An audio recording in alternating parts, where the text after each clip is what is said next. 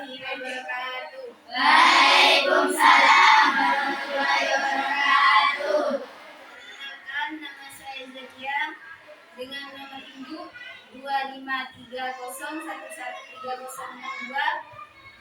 Kami hanya mendapatkan tugas untuk menyampaikan dengan materi ilmu rijalul hadis. Ilmu hadis dirayah adalah ilmu yang diketahui dalilnya, hakikat riwayat, syarat-syaratnya, hukum-hukumnya, keadaan perawi dan syarat-syaratnya mereka. Perawi adalah yang meriwayatkan hadis dari yang dia mengambil dalilnya, seperti orang yang mendengarkan, menghafal, mencatat hadis dari gurunya, itu dinamakan perawi. Sedangkan marwi adalah hadis yang disampaikan dengan cara periwayatan.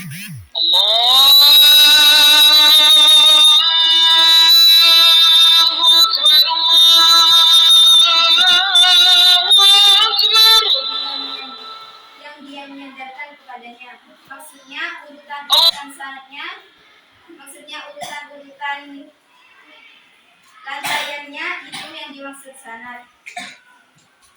Sedangkan sanad dalam istilah para ahli hadis yaitu jalan yang menghubungkan kepada matan atau susunan para perawi yang menghubungkan kepada matan. Sedangkan al-isnad adalah mengangkat hadis kepada yang mengatakannya.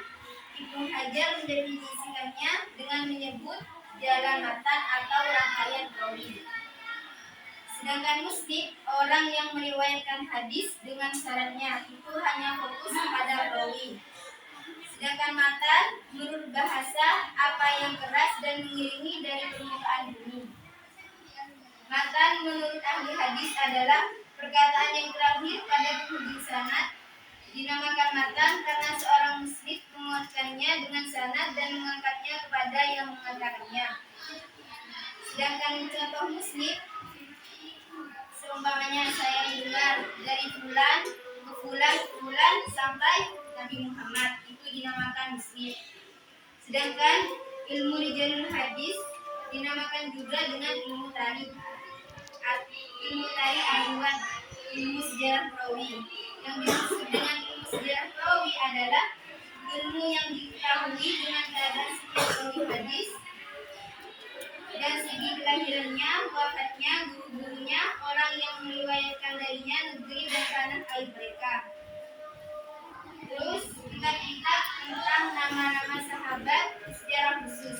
Imam Bukhari berkata dalam hadis sahihnya, barang siapa yang pernah menemani Nabi atau melihat Nabi, itu termasuk dari sahabat-sahabat beliau. Cara mengetahui sahabat Nabi itu ada 4. Yang nomor 1, diketahui keadaan seseorang sebagai sahabat secara mutawatir. Yang kedua, dengan keterangan meskipun belum sampai batasan mutawatir. Yang ketiga, riwayat dari seorang sahabat bahwa dia adalah sahabat. Sedangkan yang keempat, atau dengan mengabarkan dari dirinya bahwasanya dia seorang sahabat. Dia bilang bahwa dirinya itu sahabat. Terus, menurut ahli sunnah wal jamaah, semua sahabat adalah adil. Karena Allah telah memuji mereka dalam Al-Quran dan As-Sunnah, juga memuji terhadap akhlak dan perbuatan mereka dan pengorbanan mereka kepada Rasulullah. Baik harta dan jiwa mereka hanya karena ingin mendapatkan balasan dan pahala dari Allah. Menyusun kitab berdasarkan tabaqat atau generasi. Karya yang terkenal dalam metode tabaqat ini itu ada berbagai macam. Yang pertama, kitab At-Tabaqat karya Muhammad bin Umar Al-Waqidi. Yang kedua, kitab At-Tabaqat Al-Kubra karya Muhammad bin Sa'ad.